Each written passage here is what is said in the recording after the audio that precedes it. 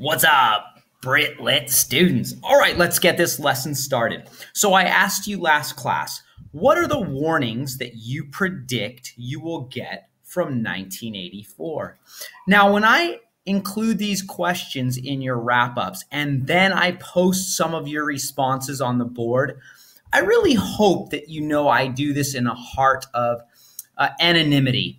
I don't want anybody to be able to guess who wrote what and then, kind of point fingers. Oh, I bet that response was so-and-so, or I bet that response was him because he thinks this way or whatever. So when I post up your responses, I do just cut and paste them. I sometimes will correct a spelling error or a grammatical error, but usually I just cut and paste them. I let you speak for yourself, but I do it in anonymity. I don't want to expose you and what you have to say on the wrap-up. So keep that in mind. I've got a heart of anonymity. All right, having said that, let's go over some of these responses to the question, what are the warnings that you predict you will get from 1984? Someone, I don't know who, wink, wink, said, there will come a time in society where people will blindly follow whatever their leaders say. Good response, Mr. or Mrs. Anonymous. Yeah, that's, if you know anything about the book 1984, if you've read even a short synopsis or heard someone talk about it, that's a really good response. All right, moving on to our next anonymous response. Another anonymous student said, another warning I expect to see from 1984 is the prediction that the world will lose sight of what matters.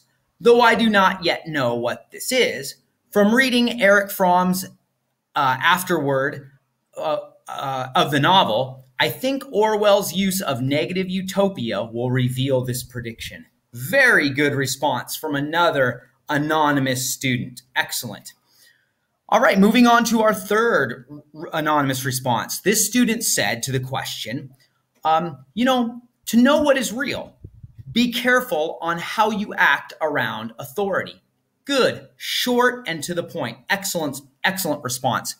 And to the last but not least anonymous response, this student said to the question, the world cannot be ruled by a few totalitarian leaders. If so, we will have no voice.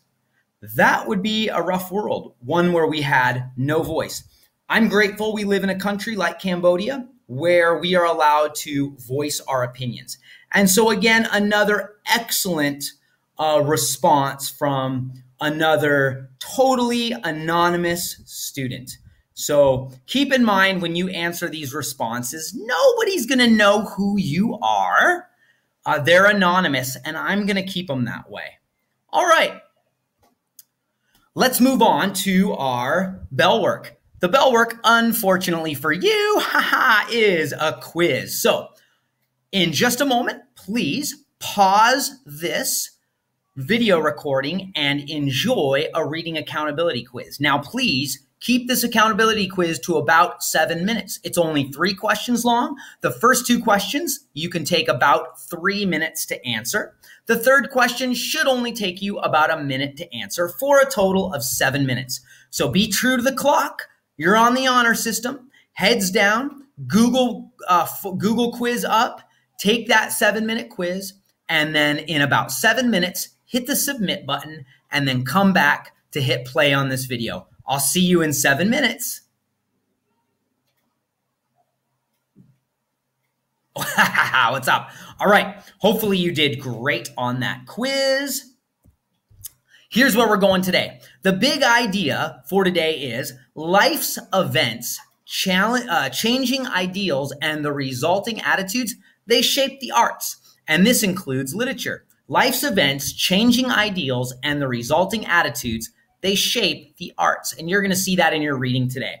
The standard that we're working on is recognize the characteristics of major chronological eras. And in this case, we're talking about the modern era of literature from 1901 till about 1945.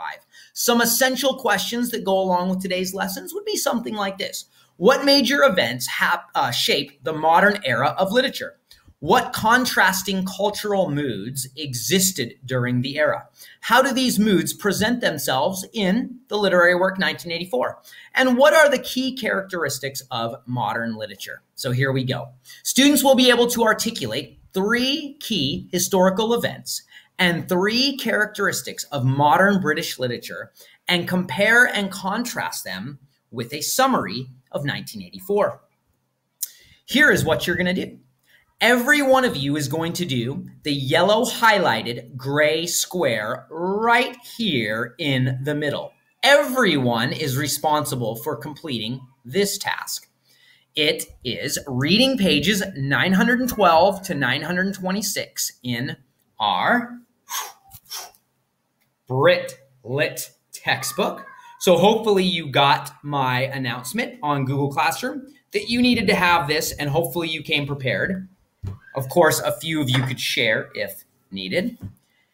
When you're done with that reading, please watch the 1984 SparkNotes summary video that I have also included on Google Classroom.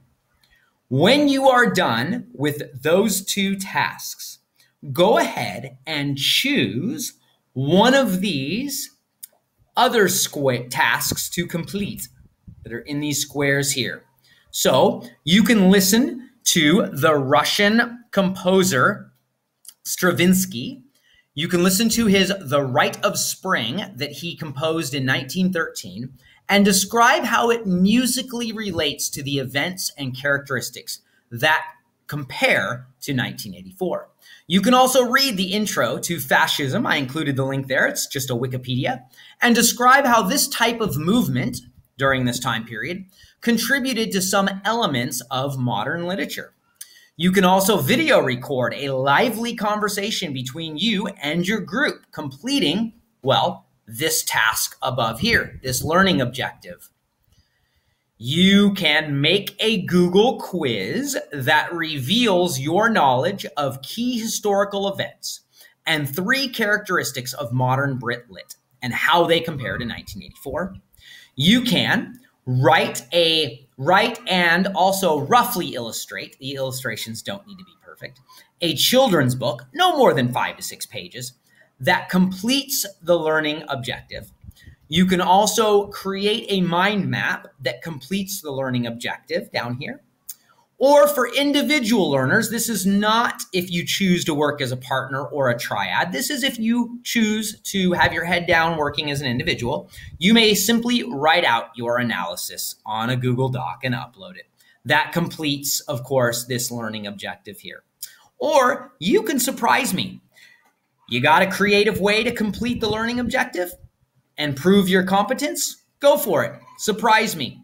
And if it's something that can be uploaded to Google Docs, go for it. If not, you can turn it into me when I return. So choose one of these to complete after you complete this middle gray task here. You may work in a group of 2 or a group of 3 for this learning activity today. All right, before you pause the video and get to work, I just want to go over a few things. Don't forget, reminders, there will be reading accountability quizzes. No duh, you realize that now for sure. And a big unit test. So please keep up with the reading. You don't want to get behind. For outside class prep, i.e. homework, you need to read pages 29 to 62, and you need to observe the answers to questions to consider. Now remember, I don't expect you to do much writing. You don't have anything to turn in with these observation questions, but obviously our reading accountability quizzes are going to be in line with these observation questions. So you may want to actually observe these things as you're reading through the novel. Here are the questions to consider for this next reading. How does Winston's memories of his family contrast with Winston's description of modern familial relations or modern family relations? Considering our lesson today, what scenes does Winston use to describe his vaguely remembered past that may actually recall a real memory from Orwell's past? What is the significance of memory in these chapters? How does Orwell emphasize the loss of memories? What are the names of the four ministries, and what are the obvious ironies associated with their names? What are the qualities of Newspeak that make it a good language for a people in total subjugation to their government? These are the questions to consider. Read them through a few times. Make sure you understand what I'm asking. And if you have any questions, you're welcome to email me. And keep these observation questions in mind as you go through the book. If you want to jot something down in your journal or on a scratch piece of paper, that might not be a bad idea. Keep in mind, please don't mark the books as they do belong to the library, and we'll need to turn them in for use at a later date.